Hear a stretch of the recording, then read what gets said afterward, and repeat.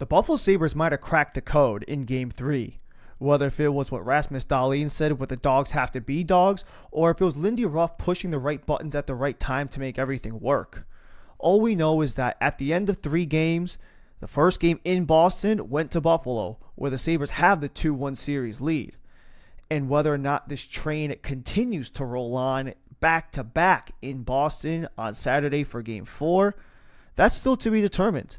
But there are a lot of reasons for optimism on why there's not only an opportunity for the Sabres to take Game 4 in Boston, but why Game 3 might actually be the catalyst for the Sabres moving on to Round 2. Hello and welcome. My name is Ryan Lee and welcome to Sabres Digest. All things Buffalo Sabres will be here on Sabres Digest, your latest news, updates, reactions, and more. So subscribe down below, follow along for the journey, and thank you so much for joining us. So through 3 games in round 1 of the Stanley Cup Playoffs, it was a long-awaited return for the Buffalo Sabres.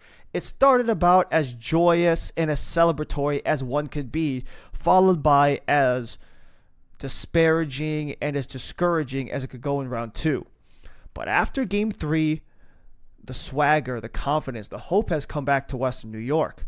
And they have reason to do so because the Sabres have been significantly outplaying the Bruins throughout the entire first round so far.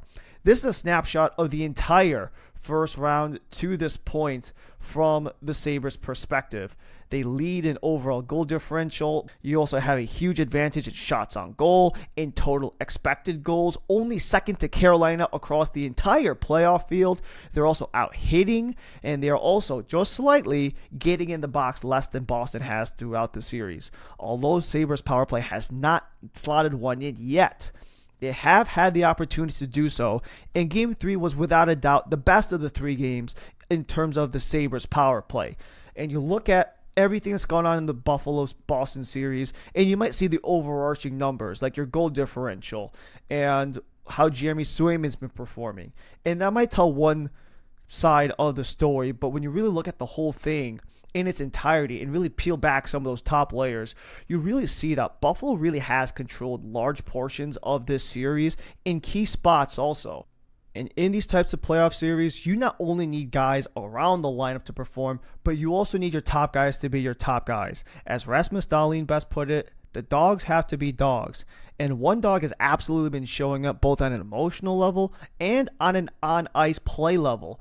And that actually goes to Alex Tuch of all guys. He's on a contract year. He had another 60-point year, another 30-goal year, and he's absolutely showed out in the playoffs for the Buffalo Sabres. He leads the Sabres in points and goals in the playoffs so far. He's also been on the ice so much more than most of the other forwards, with the most shifts across the Sabres, most hits, and even the highest expected goals to this point in the playoffs for Buffalo. And Tuch has really shown how vital he is to the Sabres roster, both at a on-ice level, but an emotional level. There's a screenshot at the end of Game 1 where he's going in for the empty net, and he's just beaming with enthusiasm and excitement to be able to be in this type of spot for the Buffalo Sabres. The Baldwinsville native, the Buffalo Sabres fan growing up, he gets a chance to play with his boyhood team, get a chance to put them in really key spots in the Stanley Cup playoffs, not only breaking the drought, but recording some of these milestones. He has 2 game-winning goals in this series so far, the empty netter and the 2-1 goal against the Bruins in Game 3. And he has shown time and time again that after this year, the contract is not going to be a worry. He is showing that he is worth every single penny that Jarmo Kekäläinen can throw at him potentially in the offseason. And some guys you buy for the regular season and the overproduction they have, and there are guys that you buy for the playoffs.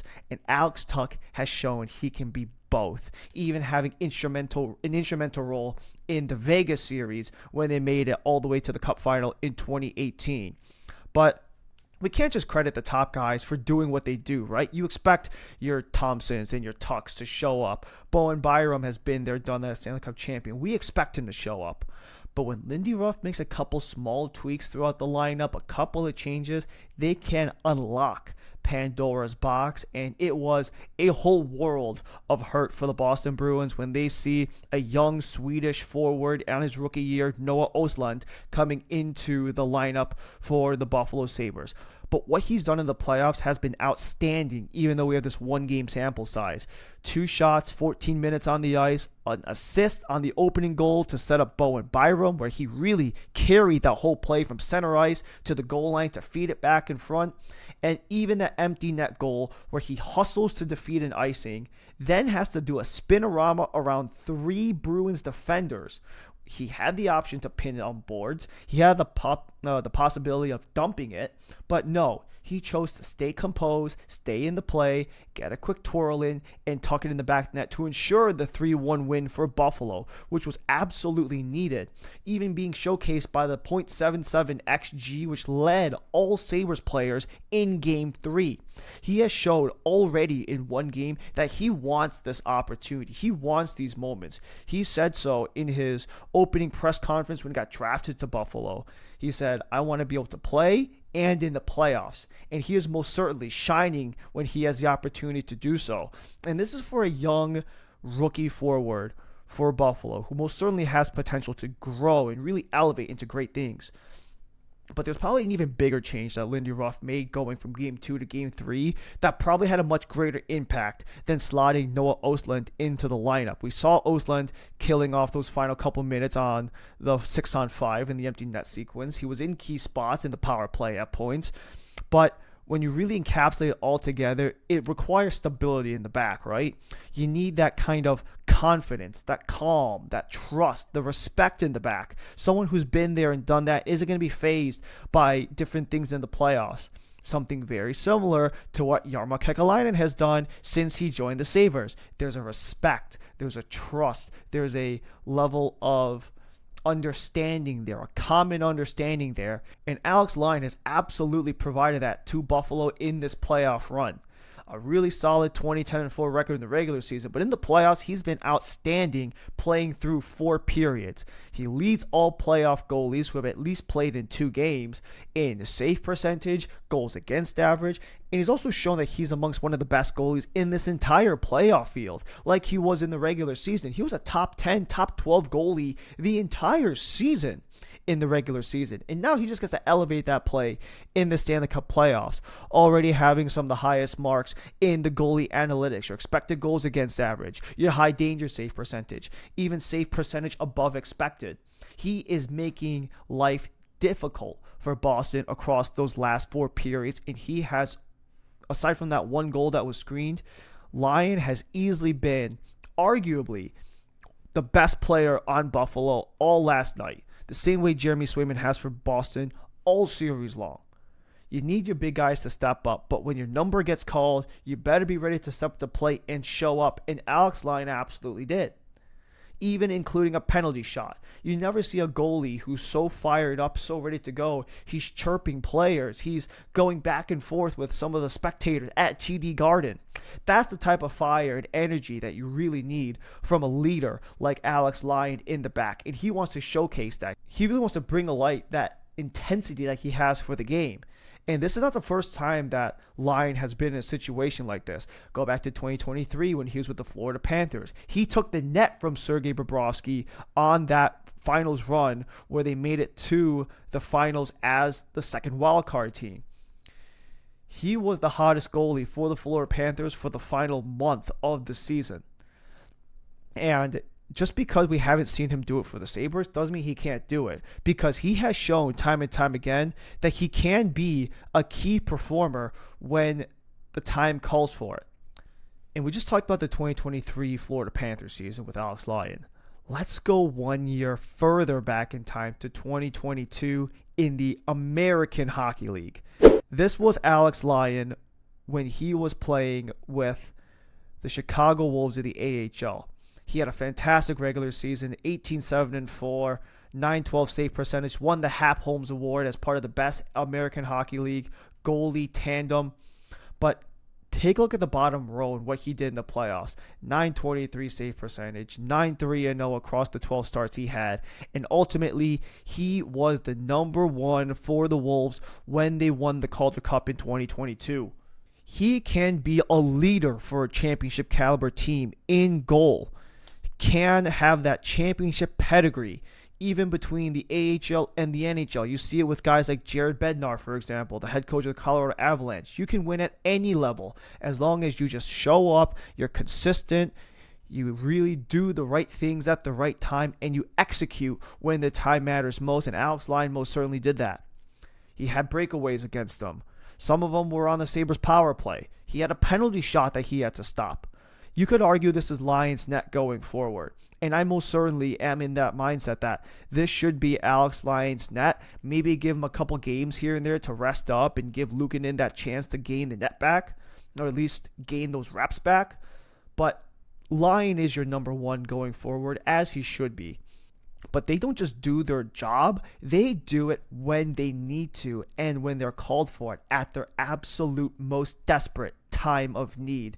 And Buffalo has been exceptional so far in this series in clutch time scenarios, because the Sabres have been down almost every third period in this series so far. When the Sabres absolutely need it the most, third period, late situations, in at least all three games so far, they've been trailing. They need the goals when they get them, and they do. In Game 1, they got them down 2-1. In Game 2, they were a little too late on the potential comeback. And in Game 3, they got it done once again. Because for Buffalo, once that first goal goes in, the rest of the dominoes continue to fall, and the offensive avalanche absolutely falls. We saw this in Game 1 and Game 2 and in Game 3. It just takes that one goal to get the back of the net, get past Swayman, and the rest of the dominoes start to fall for Buffalo in their favor in clutch time when they need it the most, because that's when they've been at their best. And Game 4 will prove to be so much more vital than any other game in this series because of how seismic the shift can be for and against Buffalo depending on the result. This is a snapshot prior to Game 4 on the odds of the Sabres advancing to the playoffs if they beat the Bruins in Game 4 and if they lose to the Bruins in Game 4. Same goes on the bottom. Making it to the second round, advancing past round 1, there is a 35-36% jump between beating and losing to the Boston Bruins in Game 4 if those were the results.